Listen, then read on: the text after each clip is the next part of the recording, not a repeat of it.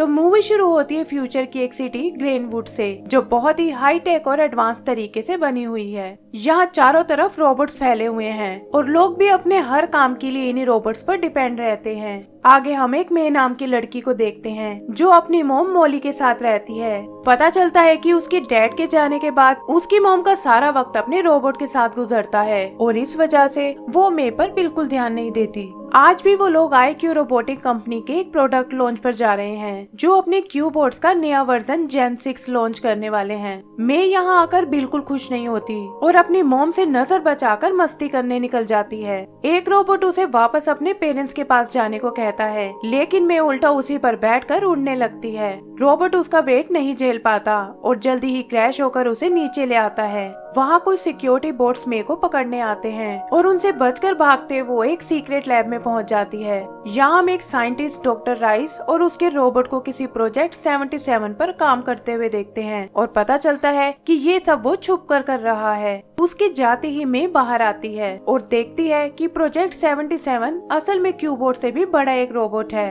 वो जैसे ही उसे छूती है वहाँ मशीन चालू हो जाती हैं और देखते ही देखते वो रोबोट एक्टिवेट हो जाता है। वो मे को हेलो बोलता है और उसके पीछे आने लगता है। मे उसे ऐसा करने से मना करती है और कहती है कि वो उसकी दोस्त नहीं है जो उसे अपने साथ ले जाए।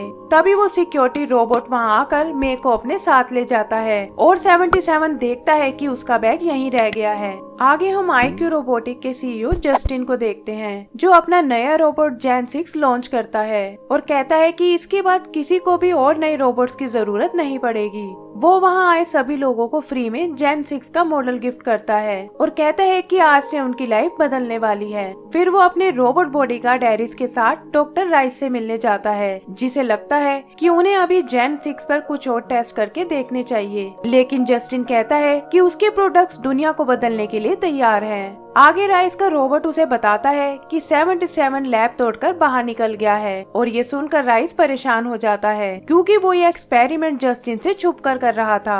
इधर 77 मे का बैग लौटाने बिल्डिंग से बाहर जाता है जहां एक सिक्योरिटी गार्ड उसे रोकने की कोशिश करता है। 77 उस पर अपना वेपन यूज करता है और मे की गाड़ी के पीछे सिटी की ओर जाने लगता है।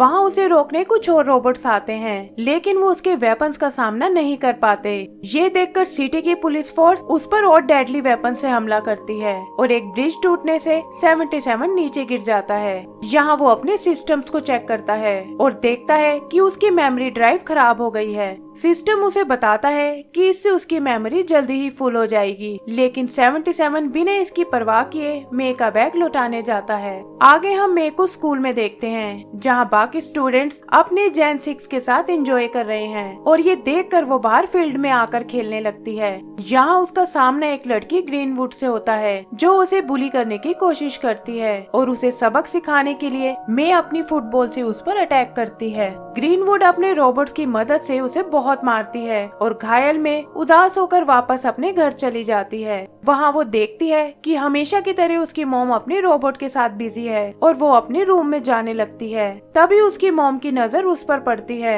और उसकी प्रॉब्लम सुनकर वो उसे भी एक रोबोट खरीदने को बोलती है, लेकिन मे इससे नाराज हो जाती है क्योंकि उसे रोबोट से सख्त नफरत है। वहाँ वो अपने डैड की पुरानी टी शर्ट पहनती है और अपने डॉग मोमो से कहती है कि दुनिया में बस वही है जो उसकी फीलिंग्स को समझता है। उधर डॉक्टर राइस के रोबोट को कचरे से 77 की मेमोरी ड्राइव मिलती है और वो तुरंत इसकी खबर डॉक्टर राइस को देता है। आगे हम 77 को देखते हैं जो मे को ढूंढता हुआ उसके घर आ पहुंचा है और वहाँ उसका सामना मोमो से होता है। मोमो गुस्से में उस पर हमला करता है और आवाज सुनकर मे भी बाहर आ जाती है। 77 उसे उसका बैग लौटाता है और उसे वहीं खड़ा देखकर मे उसे वापस जाने को कहती है और बताती है कि उसे कोई भी रोबोट पसंद नहीं है। तभी उसकी मॉम एक रोबोटिक ब्रश को उसके दांत साफ करने के लिए भेजती है और मे को उससे लड़ते देख 77 उसे डिस्ट्रॉय कर देता है। मे को उसके हथियार देखकर बहुत हैरानी होती है और कुछ सोचकर वो उसे अपने शेड में छुपा लेती है। फिर वो उसे रेस्ट करने को कहती है और बताती है कि कल का दिन बहुत अच्छा होने वाला है। 77 का सिस्टम एक बार फिर उसे मेमोरी फुल होने की वार्निंग देता है और वो अपनी कुछ अनवांटेड मेमोरीज को डिलीट कर देता है। उधर जस्टिन को राइस के सीक्रेट प्रोजेक्ट के बारे में पता चल जाता है, लेकिन वो इस पर बिल्कुल नाराज नहीं होता और उसे अपना सारा ध्यान जेन 6 में लगाने को कहता है। यहाँ वो उसे दिखाता है कि कैसे उसके सभी जेन 6 रोबोट्स में बॉम्ब लगे हुए हैं जिन्हें एरिस कंट्रोल करता है, और कहता है कि वो जल्दी से इन्हें दुनिया के हर घर में पहुँचाना चाहता है। आगे हम मे को देखते हैं जो 77 के साथ ग्रीनवुड और उसके दोस्तों से बदला लेने जाती है। वहाँ वो 77 के वेपन्स की मदद से ग्रीनवुड के रोबोट को डिस्ट्रॉय कर देती है, और ये देखकर वो सब वहाँ से भाग जाते हैं। आगे के कुछ सीन्स में हम मे और 77 को सिटी में फैले रोबोट्स को तबाह करते हुए देखते हैं, और हर रात को 77 को उनमें से कुछ मेमोरीज को डिलीट करना पड़ता है। मे भी 77 की सिस्टम वार्निंग को नोटिस करती है, और तब वो बताता है कि अगर मेरी मेमोरी फुल हो गई तो मेरा सिस्टम रीसेट हो जाएगा और मैं ये सब कुछ भूल जाऊंगा। मैं उसे कुछ सिस्टम फाइल्स उड़ाने को कहती है, लेकिन 77 बताता है कि ये मेरी कोर फाइल्स हैं और इन्हें डिलीट करने से मेरे काफी सारे फंक्शंस बंद हो जाएंगे। मैं उसकी कुछ पुरानी मेमोरीज को डिलीट करने में उसकी हेल्प करती है और अपने डैड के बारे में सोचकर कहती है कि काश वो भी अपनी कुछ मेमोरीज डिलीट कर सकती।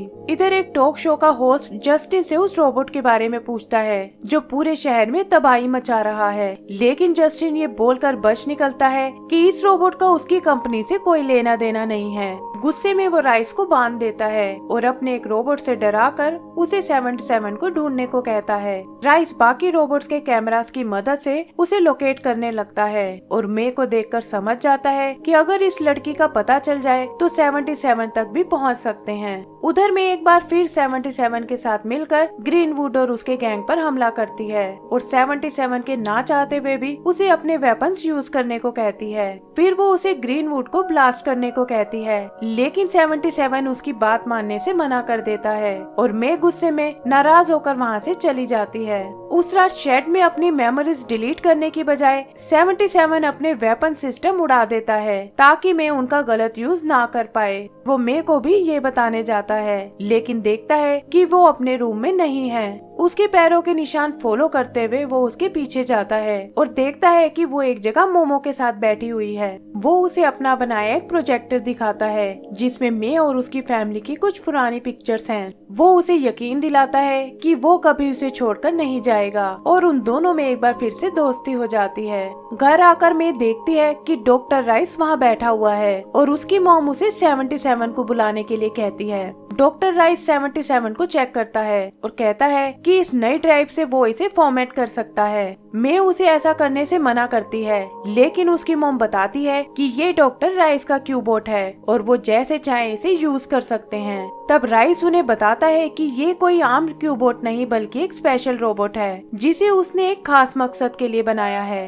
वो कहता है कि जल्दी ही कुछ बुरा होने वाला है और 77 ही इस तबाही से उन्हें बचा सकता है। तभी जस्टिन भी एरिस के साथ वहाँ आ जाता है और राइस को कहता है कि उसे ये सीक्रेट रोबोट नहीं बनाना चाहिए था। राइस उसे याद दिलाता है कि कैसे वो दोनों मिलकर दुनिया की भलाई करना चाहते थे, लेकिन एरिस के आने के बाद से जस्टिन बदल गया है। ये सुनकर जस्टिन कहता है कि दुनिया की भलाई के लिए इंसानों को मारना जरूरी है क्योंकि वही इसकी खराब हालत के लिए जिम्मेदार है। तभी एरिस उन पर हमला करने आगे बढ़ता है, लेकिन 77 मे और उसकी मॉम को बचाकर बाहर ले आता है।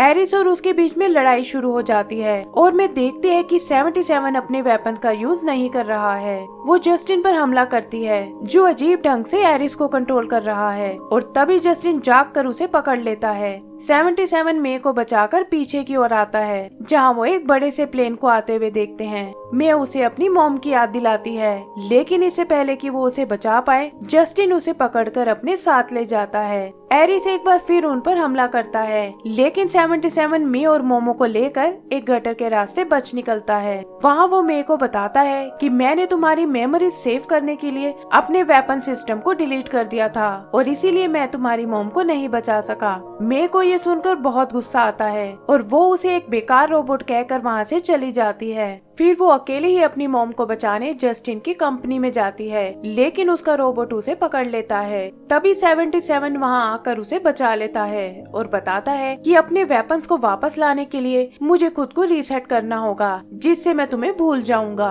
मे को भी अपनी गलती का एहसास हो जाता है और वो दोनों एक बार फिर साथ हो जाते हैं। आगे उनका सामना डॉक्टर राइस से होता है जो उन्हें एरिस से सावधान रहने को कहता है। ऐसा लगता है जैसे वो उन्हें कुछ बताना चाहता है, लेकिन तभी जस्टिन वहाँ आकर राइस को मार डालता है। 77 उसे रोकने की कोशिश करता है, लेकिन वो दोनों खिड़की तोड़कर नीचे गिर जाते हैं। एरिस मे की तरफ बढ़ता है और वो डॉक्टर राइस के रोबोट के सहारे उड़ते हुए वहाँ से बच निकलती है। एरिस भी नीचे स्टेडियम में आता है और वहाँ उसकी और 77 के बीच एक बार फिर लड़ाई छिड़ जाती है। यहीं एक कैमरा से मे को पता चलता है कि उसकी मोम कंट्रोल रूम में बंद है और वो मोमो के साथ उसे बचाने निकल जाती है। जस्टिन भी उसे देख लेता है और उसके पीछे कंट्रोल रूम तक जाता है। वहाँ वो उन्हें अपना प्लान बताता है कि कैसे वो जैन 6 में लगाए हुए बॉम्ब से इंसानों को खत्म कर देगा। और तभी वो देखता है कि मे कैमरा से ये सब लाइव टेलीकास्ट कर रही है। लोग भी उसकी असलियत जानकर बहुत हैरान होते हैं और गुस्से में वो मे को पकड़ लेता है। मे उससे बचने के लिए उस पर हमला करती है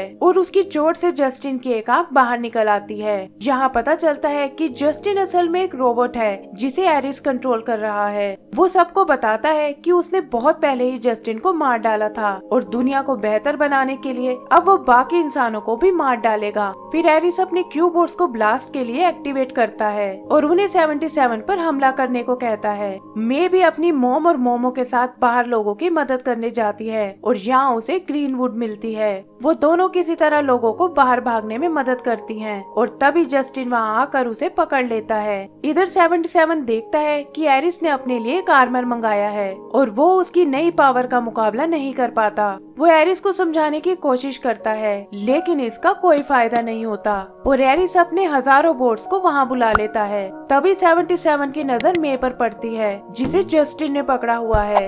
ग्रीनवुड उसकी मदद करने आती है, लेकिन मे किसी तरह उलझाकर जस्टिन और खुद को बिल्डिंग से नीचे गिरा लेती है। उसे बचाने के लिए 77 खुद को रीसेट कर लेता है, जिससे उसके वेपन्स तो वापस आ जाते हैं, लेकिन उसकी मेमोरीज मिटने लगती है। वो एरिस से खुद को छुड़ाकर मे को बचा लेता है और अपने वेपन से सभी बोट्स को भी डिस्ट्रॉय कर देता है। फिर वो मे से अलविदा लेता है और उसकी और एरिस के बीच एक जबरदस्त लड़ाई शुरू हो जाती है। इससे पहले कि वो एरिस को पूरी तरह मार पाए, उसका रिबूट कंप्लीट हो जाता है और वो डीएक्टिवेट हो जाता है। मे भी उससे मिलने आती है और कहती है कि काश तुम फिर से वापस आ जाओ। तभी जस्टिन वहाँ आता है और मे को हटाकर 77 को मारने की कोशिश करता है। मे मौका देखकर एरिस को डिस्ट्रॉय कर देती है और उसके मरते ही जस्टिन भी डीएक्टिवेट हो जाता है। मे 77 से माफी मांगती है और तभी वो देखती है कि वो रिबूट हो रहा है। सिस्टम रीसेट होने से 77 उसे नहीं पहचान पाता और उससे उसका नाम पूछता है।